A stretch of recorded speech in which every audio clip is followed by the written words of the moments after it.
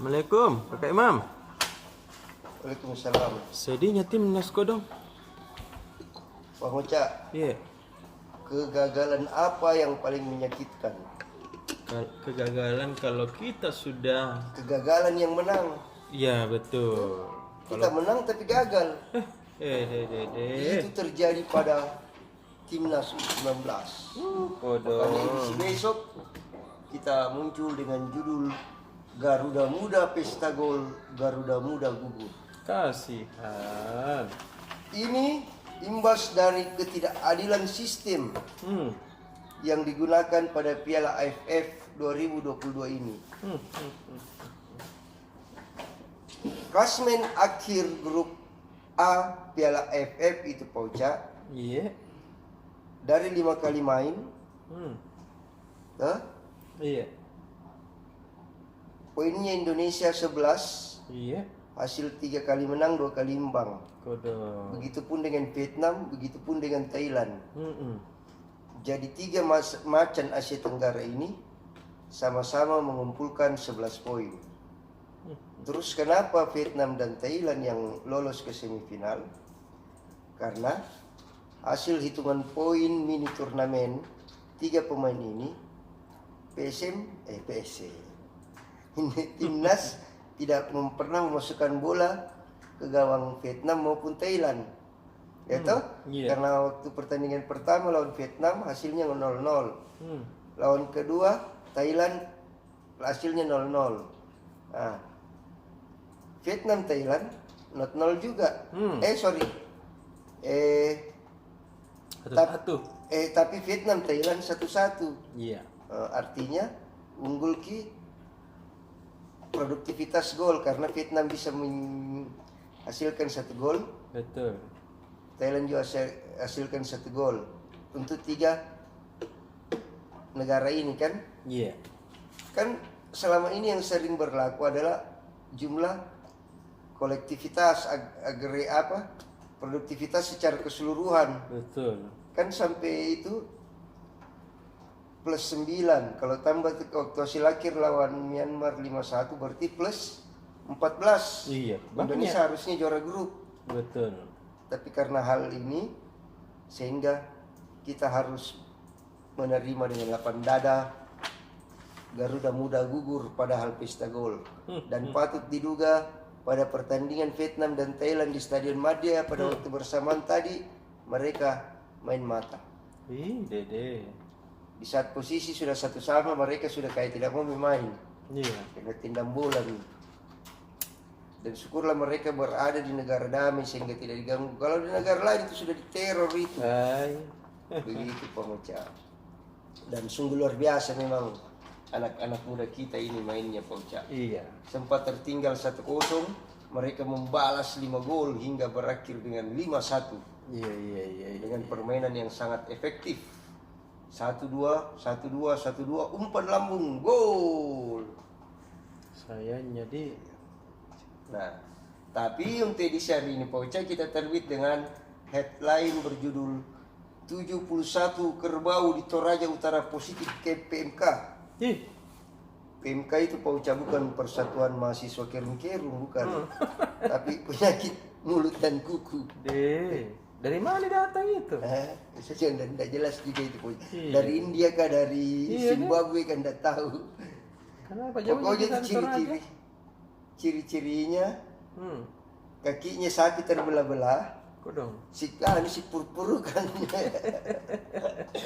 Kemudian suka keluar air liurnya dan beringus Kodong. Nah, pada hari Jumat ditemukan 71 kerbau di Toraja Utara itu mengalami gejala PMK. Kemudian di swab kayak orang corona. Sampel darahnya diambil, dibawa ke balai laboratorium Balai Besar Veteriner Maros, periksa darah. Waktu hari Sabtu keluar hasilnya dinyatakan positif PMK. Dari 71 kerbau itu Pauca, ada 2 kerbau yang menjadi simbol simbol kekayaannya orang Toraja. Apa itu? Tedong Bunga dan Tedong Saliko. Wih, Itu dipotong. kena PMK. Oh. Tedong Saleko itu harganya 250 juta Poca. Itu setara Toyota Rush. Kalau tedong bunga setara Agia 150 juta.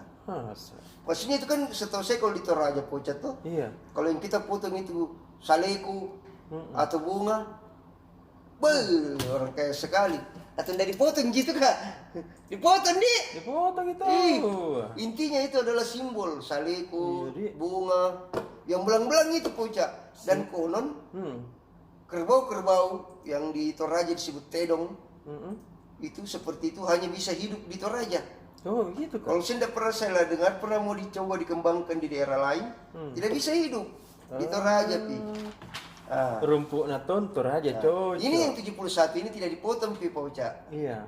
Dia masih di karantina kayak orang corona punya untuk tidak dikasih APD ji. Iya Tidak deh. dikasih pakai APD. Bagaimana kalau kerbau tidak dikasih APD.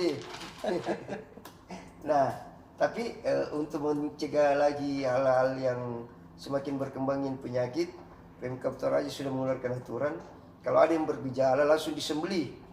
Ya, tapi ada ganti ruginya 10 juta. Jadi kalau tidak bungamu yang kena harga 150 10 juta juga gantinya. Ini kan PMK lagi marak. Di Sulawesi Selatan baru di Toraja Utara yang ditemukan Poca toh. Kalau di provinsi lain itu Bali itu sudah lockdown. Sudah zona merah PMK. Lockdown. Ini PMK kayak tong disamakan dengan corona istilah-istilahnya di. Jadi begitu Poca toh. Jadi lockdown juga sebenarnya di Toraja Utara. Pokoknya kerbau tidak boleh keluar dan masuk ke Toraja. Lalu lintas keluar masuknya kerbau itu dihentikan sementara waktu. Kalau ada perusahaan melanggar dikasih sanksi tegas, kata Wakil Bupati Toraja Utara, Pak Frederick. Begitu. Nah terus di Makassar Poca, ini bukan PMK ini. Ini terkait hewan tak layak kurban. Jadi Dinas Perikanan dan Peternakan Kota Makassar telah memeriksa jelang Idul Adha kemarin kan? Telah memeriksa sebanyak 4.226 sapi dan kambing yang dijual pedagang-pedagang itu yang banyak di pinggir jalan Poca untuk memeriksa kelayakannya. Dari 4.226 sapi dan kambing yang diperiksa itu 450 sapi dan 183 ekor kambing itu dinyatakan tidak layak kurban, tidak layak potong Poca. Iya. Bukan karena kena PMK ini, karena ada yang masih muda. Jadi penjual kayak dia masih anak-anak nak jual. Dia melanggar hak asasi ini, hak asasi anak. Anak kerbau, anak sapi. Ada yang pincang, artinya cacat kan? Tidak boleh itu dipotong. Sapi atau kambing cacat. Ada yang cacatnya pincang, ada yang cacatnya telinga, ada yang katarak juga. Ada tuh yang katarak.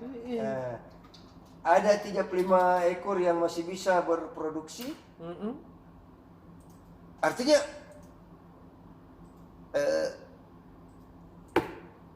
masih kasih saki main Poca, masih bisa menghamili. Masih bisa jianu. Kan ini tentu saja ini yang diperiksa, kan yang dijual laki-laki, jantan tuh. Tidak ada yang dikurban betina. Begitu Poca. Nah, ini yang ditemukan. Bagaimana yang tidak ditemukan, dijual dan dibeli. Jangan-jangan tadi ini nasi cemba sama kondro kita makan ini. Tidak layak. Aduh, gimana ini Poca? Karena kan bagaimanapun petugas punya keterbatasan jumlah personel toh. Tidak mungkin diperiksa semua. Tapi semoga itu tidak terjadi Poca. Nah, sekarang menurut Kepala Dinas Perikanan dan Peternakan ini Bu Evi Apriati, mengapa banyak hewan tidak layak kurban yang dijual? Karena pedagang juga tidak tahu soal itu gitu kan. Soal standar kelayakan itu seperti apa. Dan banyak penjual musiman. Hmm. Artinya mereka bukan benar-benar yang setiap kesehariannya adalah seorang peternak ataupun penjual sapi. Oh. Karena gitu. hanya karena jelang Idul Adha melihat ada peluang bisnis, mereka beli sapi dan jual lagi. Oh. Begitu Poca. Gitu. Jadi dia tidak tahu bilang ini sapi katarak, ini sapi tercapi telinga anak, dia beli saja baru nak jual. Padahal itu tidak boleh. Begitu Poca. Iya. Ada mungkin kita mau tanyakan Poca. Nah, langkah penanganan PMK di Toraja Utara itu Poca Iya. adalah tadi ya diperjelas. Selain melarang pedagang atau peternak mengeluarkan dan memasukkan sapi ke Toraja Utara, Iya. dilarang juga silaga tedong, Iya tahu. Ada tedong. Aku. dilarang. Tapi itu Tom anunya budaya Tom. Iya, kalau Rembu Solo tuh Hmm. tidak seru kalau tidak ada silaga tedong. Nah. Betul. Kemudian warga yang mengadakan acara Rambu Solo atau upacara pesta kematian, sapi-sapinya itu diperiksa diperiksa. Kalau ada gejala PMK, langsung tidak boleh dipotong. Dan menutup pasar bulu. Pasar bulu ini pasar hewan terbesar di Rantai Pau, Poca. Masa. Di situ kau mau cari tedong, mau cari babi, ada semua. Begitu Poca. Baknya dari situ dia. Kita kembali lagi dulu ke timnas Poca. Iya deh. Kenapa bisa begini di? Padahal kita tadi di nonton setiap gol, kita teriak-teriak. Iya. Pada akhirnya ini kayak anak-anak muda kita ini menangis semua, menangis. Bodoh. Ini kalau dia kita ibaratkan orangnya mau menikah Poca toh, sudah tersebar nih undangan, Iya. sudah mau jam kabul, Ada mi penghulu. ada yang penghulu tiba-tiba Pengantin tidak datang. tidak datang yang pengantin, kaitan di mana itu di Jawa. Dede. Atau dia sudah menikah malam pertama, perempuan masih tidak mau disentuh. Kenapa kita galor ngidul ini Poca. Padahal ini anak-anak muda kita ini yang disiapkan nanti di Piala Dunia U20 Iya. tahun 2022. Insya Allah kita nanti Kayak aja kan dulu nonton Poca. Di mana kan nanti? Nas Samite di Jakarta. Oh, ayo paling kalau Pokoknya di Jawa, berapa stadion dipakai itu? Yang di luar Jawa kalau saya tidak salah cuma di Kalimantan ya. Kalau saya tidak salah yang di luar Jawa. Ayo mi. Iya. Di Sulsel juga di Gelora B.J. Habibie. Jaga-jaga nih anak muda kita ini Poca. Ini berkat Sinteyong. Iya tahu, di hewanya Sintayong tahu racikin anak-anak kan? Racikan anak di Poca. Sudah Poca di? Oke, padeng kakak. Assalamualaikum warahmatullahi wabarakatuh. Waalaikumsalam.